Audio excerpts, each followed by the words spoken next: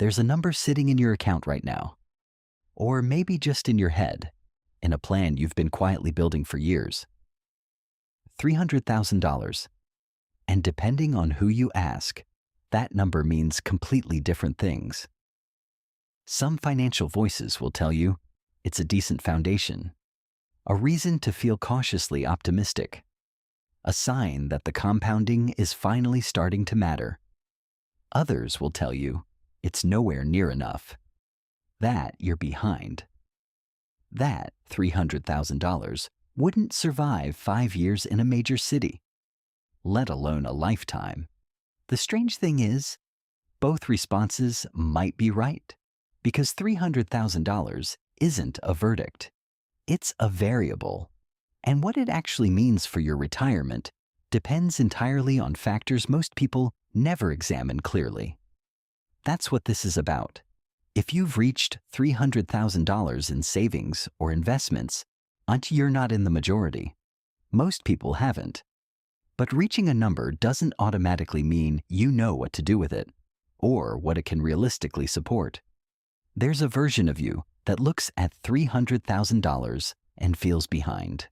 You compare it to the $1 million target you've heard repeated everywhere, and the gap feels permanent, like the finish line keeps moving.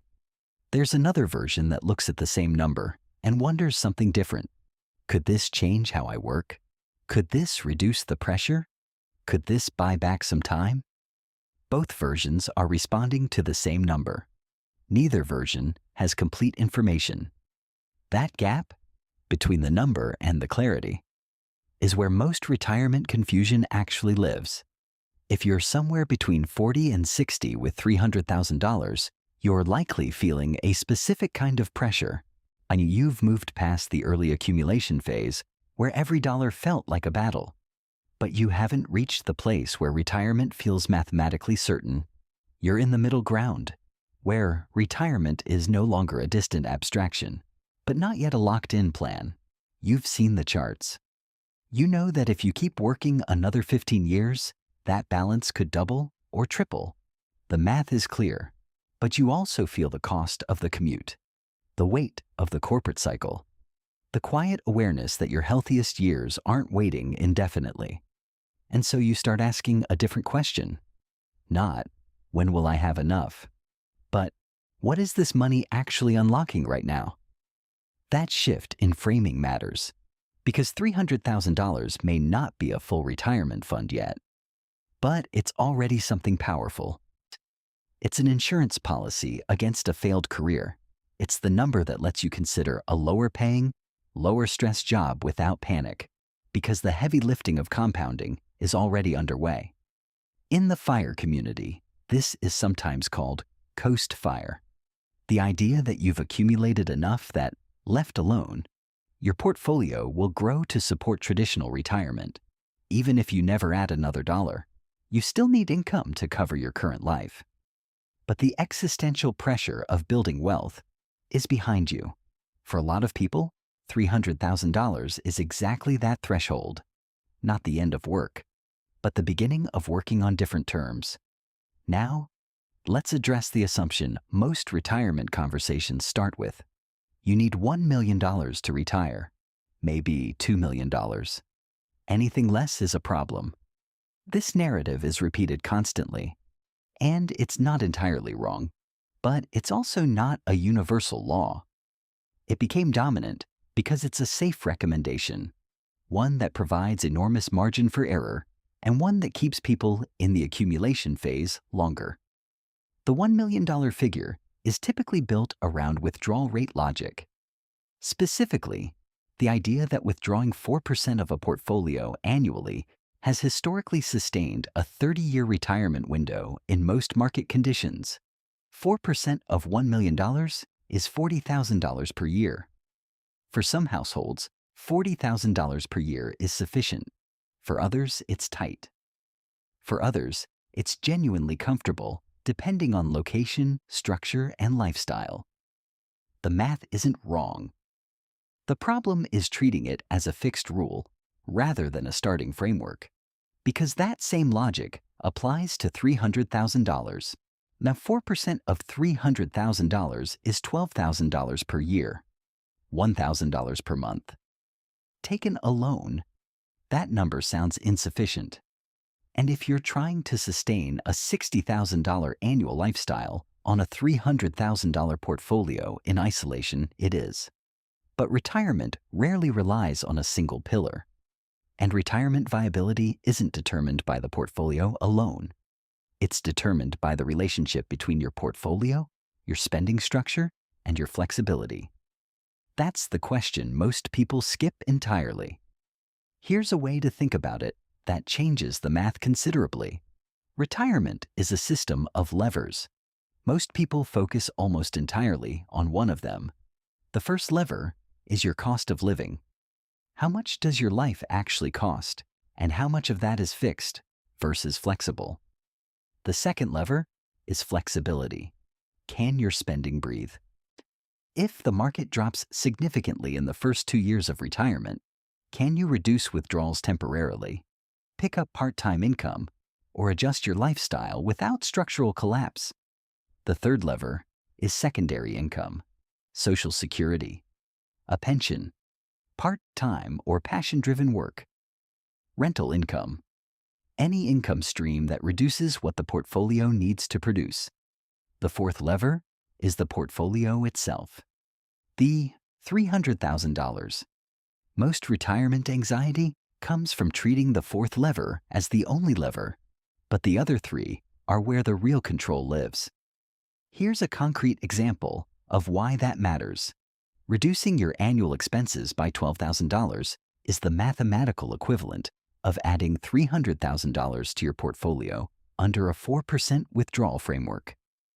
The same retirement security achieved not by saving more, but by needing less. No, that's not a motivational statement. It's structural arithmetic. Let's look at what $300,000 actually supports across 3 different scenarios. The first is the frugal retiree. Annual spending somewhere around $18,000 to $22,000. A lower cost of living area, possibly a paid-off home. Minimal fixed obligations. Some part-time or flexible income possible, but not required. At this spending level, $300,000 creates real runway. Not unlimited, but meaningful. Especially when layered with Social Security, a small pension, or occasional work. The portfolio isn't being asked to do everything. The levers are balanced. The second scenario is the hybrid retiree. They use $300,000 not to stop working entirely, but to change the terms of work. They leave the 60-hour-a-week role and take something part-time, something with less pressure, more autonomy or more meaning. The portfolio stays invested and continues compounding in the background. Their part-time income covers current expenses. They aren't traditionally retired, but they are structurally free in a way that most people with larger portfolios aren't. The third scenario is the high-consumption retiree, the one trying to maintain a lifestyle built around significant fixed costs on a $300,000 base. High housing expenses, inflexible spending, dependence on strong and consistent market returns to close the gap. This is where $300,000 becomes genuinely fragile. Not because the number is wrong, but because the lever configuration is wrong. Cost of living is maxed out. Flexibility is minimal. The portfolio is being asked to carry everything alone. The distinction between the first 2 scenarios and the third isn't income history or luck. It's structural design. There's one risk that tends to get less attention than market crashes or poor investment selection: spending rigidity. When a portfolio drops 30% in the early years of retirement, the damage is significantly worse for someone with no ability to reduce spending than for someone who can pull back, even temporarily, while the portfolio recovers. This is the sequence of returns problem. The order in which market returns happen matters as much as the average return over time. A $300,000 portfolio that experiences strong early returns operates very differently than a $300,000 portfolio that hits a difficult first 5 years, even if the long-run average ends up identical. This is why flexibility isn't a personality preference. For a smaller portfolio, it's a structural requirement. The people who navigate retirement successfully with modest portfolios tend to share one trait more than any other. They've built spending structures that can breathe. They have an emergency brake. When conditions shift, they can shift with them. There are other risks worth naming clearly. Longevity. A 30-year retirement is no longer unusual. Planning for 20 years when you may need 35 isn't conservative. It's a structural miscalculation. Healthcare variability. This category surprises people more than almost any other. Costs can remain manageable for years and then shift sharply. Any retirement model that doesn't build in meaningful healthcare uncertainty is likely underestimating real exposure. Inflation. Not dramatic or sudden, just the quiet compounding kind. Expenses that feel manageable at the start of retirement can look meaningfully different 15 years later if purchasing power has been steadily eroded.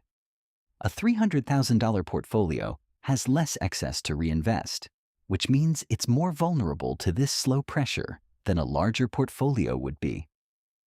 None of these risks make $300,000 insufficient by definition.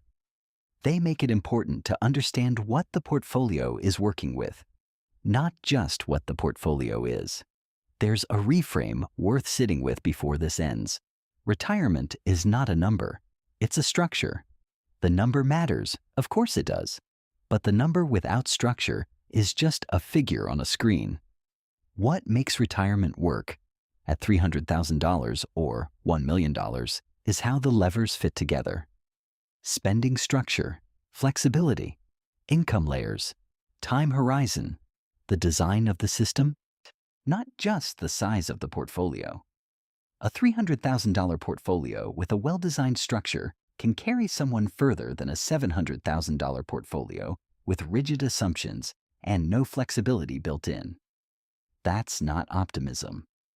That's how the math actually behaves when all the variables are in play. If $300,000 is where you are right now, the question worth asking isn't whether it's enough in the abstract. The question is, enough for what exactly? Under what spending structure? With what flexibility? Over what time horizon? With which levers adjusted in your favor? Those questions don't have universal answers, but they're the right questions. The retirement conversation changes when you stop measuring yourself against a single number and start examining how your specific variables interact. Before you decide whether your number is enough, decide whether your life is structured to support it. That's where the real planning begins.